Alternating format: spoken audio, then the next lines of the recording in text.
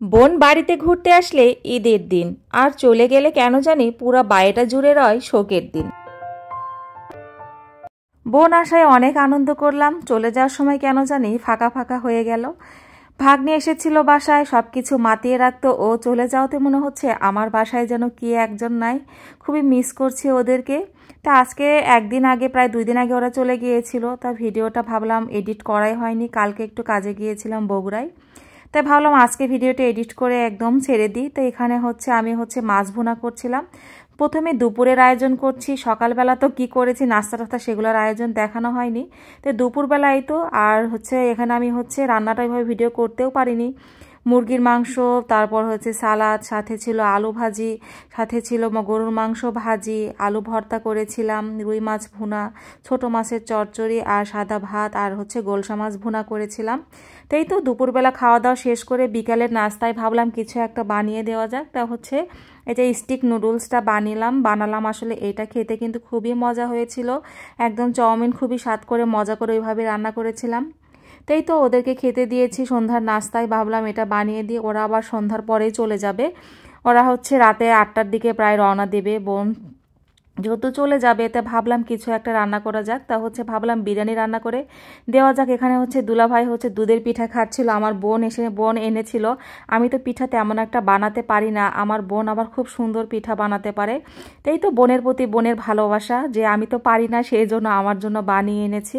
আমরা যেহেতু 3টা বোন, কোনো ভাই নাই, কে দেবে আর কে কার বাসায় যে খাবো।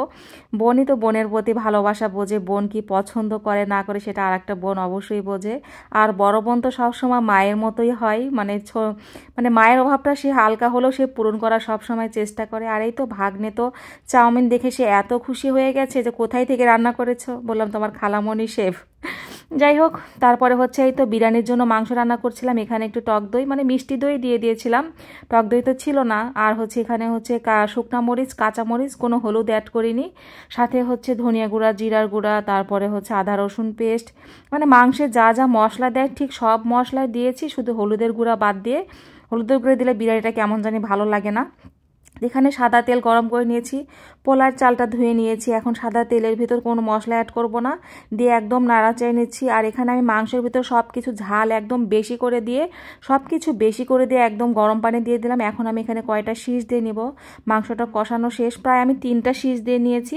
একটু মাংস কষিয়ে নিলে কি হয়, বিরিয়ানির টেস্টটা একটু বেশি ভালো হয়। আর আমি ঝাল টাল সব কিছু মাংসের ভিতরে একদম বেশি করে দিয়ে দিয়েছি। এই তো এখানে দেখতে পাচ্ছেন আমি একদম ঝরঝরে করে একদম পোলার চালটা সুন্দর করে কষিয়ে নিয়েছি। এইভাবে কষিয়ে নিয়ে একটু গরম পানি দিয়ে দিচ্ছি। এইভাবে গরম পানি দিলে কি বিরিয়ানিটার টেস্টটা কিন্তু অনেক ভালো হয়। আর এই তো এখন আমি মাংসটা ঢেলে দেবো। মাংসটা দেখুন হয়েও গেছে, 3টা শীষ দিয়ে নিয়েছি।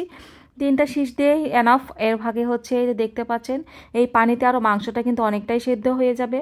তো এখন একটু ঢাকনা দিয়ে ঢেকে দিলাম। এরপরে দেখাই আপনাদেরকে, এর ভিতর আমি 3-4 বার নাড়া দিয়ে দিয়েছি, কারণ বিরিয়ানি রান্না এর আগে অনেকবার দেখেছেন। আর ঝাল ঝাল বিরিয়ানি খেতে কিন্তু খুবই মজা লাগে। তাই তো বোন চলে যাবে, বোনের জন্য খুব খারাপও লাগছিল, চলে যাচ্ছিল। তো কি আর, সংসার জীবনটাই এমন, তারও সংসার আছে, আমারও সংসার আছে, সবাই সবার সংসার জীবনে ব্যস্ত। তাই তো এখানে এখন একটু বোনকে বিরিয়ানি একটু বেড়ে দিয়ে দিব। ওরা আর খাওয়ার টাইম পায় না, কারণ যেহেতু রাতে চলে যাবে, খেতে খেতে অনেক সময় চলে যাবে। তা ভাবলাম ওরা বাসায় গিয়েই খাবে, তো ওদের জন্য রান্না করে একদম বাটিতে সেজে দিয়ে দিচ্ছি, যাতে বোন বাসায় গিয়ে বানাতে না হয়। আমি গেলে যেমন আমার বোন আমাকে সাজিয়ে দেয়, মানে বাসায় এসে যাতে আমার রান্না করতে না হয়।